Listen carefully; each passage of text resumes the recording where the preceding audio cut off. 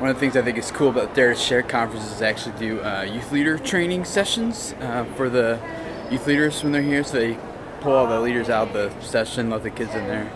So we're going to check it out here. I think one of the things that has prevented us from accomplishing the cause of Christ is we like to program everything. We like everything within four walls. We like to keep safe. But Jesus did not stay within the four walls, did he? Jesus got gritty. How much time did Jesus spend in the temple courts versus the streets? We love the temple courts. We love the church foyer. We love the youth room. Listen, those are fine. I'm not saying don't gather. I'm saying we got to gather to scatter. Here's the 5 things that are in common with the book of Acts, with Jesus, and with youth groups that I see across the nation that are rocking the cause.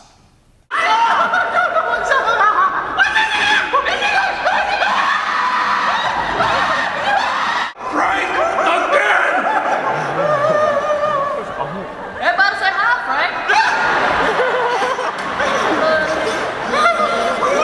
Take your cell phones out, hold them up. Don't worry, if you don't have yours with you, the person next to you will loan you their cell phones when they're done. You're going to call that friend, you're going to talk to them, you're going to ask them, listen, do you believe in God? I got a question about this conference called Dare2Share, and I just need to talk to you about this. I know this may be a little awkward, but I'm just going to ask you a question. Do you believe in God?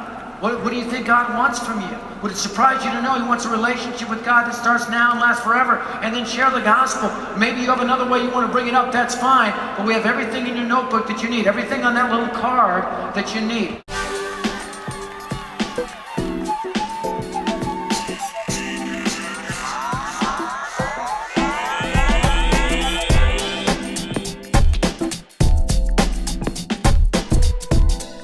We went to the prayer and she accepted the Lord, so I mean, it was pretty cool. Was it kind of awkward, or was she kind of like, this is weird, all right, or how'd it go? It was definitely awkward, Awesomely awkward?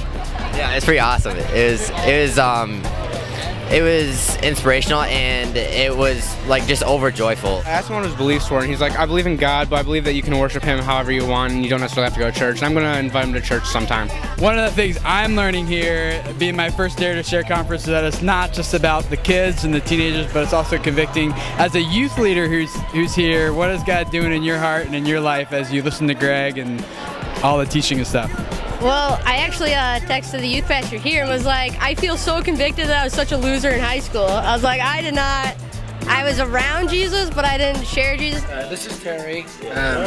She's a business lady I met on the plane 2 weeks ago. She's sitting next to me, and she lost her dad. She goes, I don't know why I'm telling you all this. I go, because God appointed this meeting. Yeah. And I was able to, share Christ with her, and I got her business card, so she wants a couple books. There's my next door neighbor. It's an ongoing conversation with him. Okay. And then this Jesse's a barista. I thought it said Jesus. This is Jesus. You praying for Jesus? Jesus, you need Jesus. Jesse, he's a barista at Starbucks, and I've witnessed to him. He's a Jewish guy. He invented Jesus. He read it, but I haven't followed up yet. So that's the follow-up this week when it takes place. The chit-chat paddywhack, man. We got to do it. Just do it. I had no follow-up to that.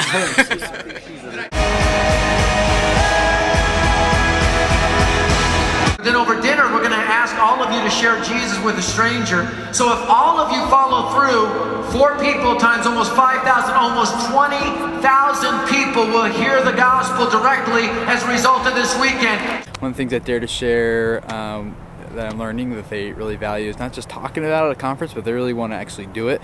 And so all the youth groups, all like 5,000-6,000 kids are all spread out at different middle school, elementary schools, and high schools around the Columbus area. They're just prayer walking the school perimeter, praying for that school, praying for their own schools, for their own youth groups, and then they're also going to take some time to call back some of the friends that they talked to or follow up or didn't get to talk to, the names that they wrote in their hands.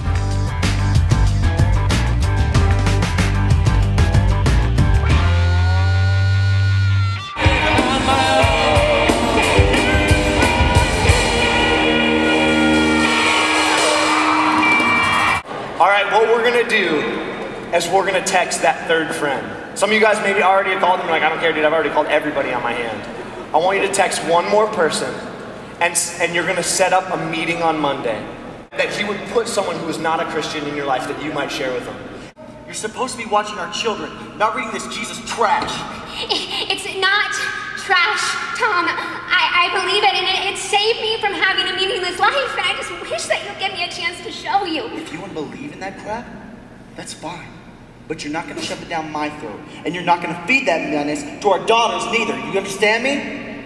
Do you understand me? I understand, yes. I'm going out. Tom, What? I love you. What would you have to say to youth leaders who are checking this out, maybe haven't been to Dare to Share? What do you think youth leaders need to know about this conference? The speakers here and the message is going to move in so many ways, and that there's such a good foundation built with this that any youth leader can walk away with this and spend months after this, focusing on what was the message, what was the main idea. The drama was really great, and it was really challenging, definitely challenging. I have all these ideas going through my head that I'm praying that God will just keep at me when I get to school. Right now I don't sit in the cafeteria, and so going in and just sitting down with my Bible and going like, hey, I'm Selena, can I share the gospel with you? Because it's what's most important to me, so that should be easy. They'll be like, the what? And you'll be like, Jesus died on the cross. Gospel acronym.